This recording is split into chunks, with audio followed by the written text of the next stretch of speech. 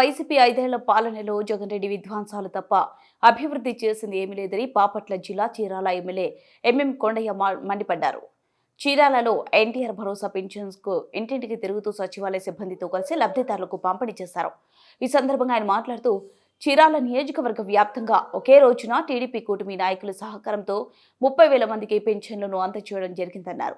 దీంతో సీఎం చంద్రబాబుకు లబ్ధిదారులు కృతజ్ఞతలు తెలుపుకుంటారని అన్నారు. సీఎం చంద్రబాబు సహకారంతో చీరాల నియోజకవర్గ అభివృద్ధికి కృషి చేస్తానని ఎమ్మెల్యే ఎంఎం కొండయ్య యాదవ్ తెలిపారు.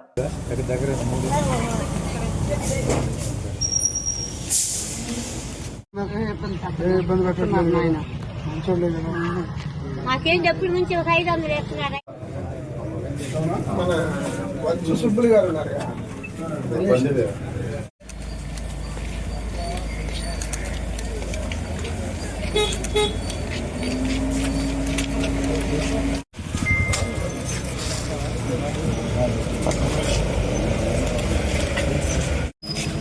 అందరికీ నమస్కారాలు. ఇవాళ కూటమి ప్రభుత్వం ఆధ్వర్యంలో రాష్ట్ర వ్యాప్తంగా పెన్షన్స్ అందరికిస్తున్నారు. దాంట్లో భాగంగా ఈరోజు చీరాల టౌను, వేటపాలెం మండలం మొత్తం కలిపి దాదాపు రమారమి 30,000 మందికి పైగా పెన్షన్స్ ఇవ్వడం జరుగుతుంది. 12 కోట్లు పైచులకు కేవలం ఒక్క చీరాల నియోజకవర్గంలోనే పెన్షన్స్ రావడం జరుగుతుంది.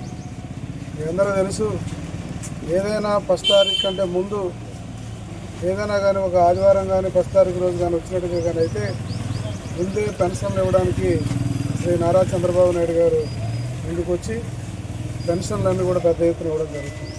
ఇవాళ అలాగే అనేక కార్యక్రమాలని మేము వచ్చిన దగ్గర నుంచి కూడా 8 నెలల్లో చాలా వరకు ఎన్ఆర్జీఎస్ ప్రోగ్రామ్స్ అయితేనేమి, గోకుల్ సెట్స్ అయితేనేమి, అనేక రోడ్లు అనేక కార్యక్రమాలను కూడా ఇవ్వడం జరిగింది.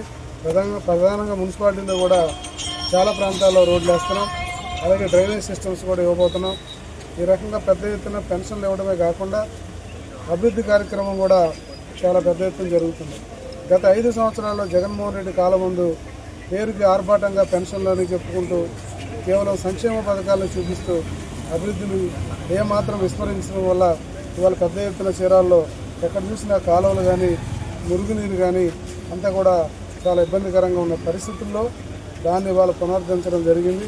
పెద్ద ఎత్తున మున్సిపల్ సిబ్బంది కానీ అందరూ కూడా ఈ కార్యక్రమంలో నిమగ్నమై ఈరోజు చీరాల పట్టణాన్ని క్లీన్ అండ్ గ్రీన్ సిటీగా టౌన్గా తీసుకురావడానికి ప్రయత్నం చేస్తున్నారని చెప్పేసి మీ అందరికీ తెలియజేస్తాను.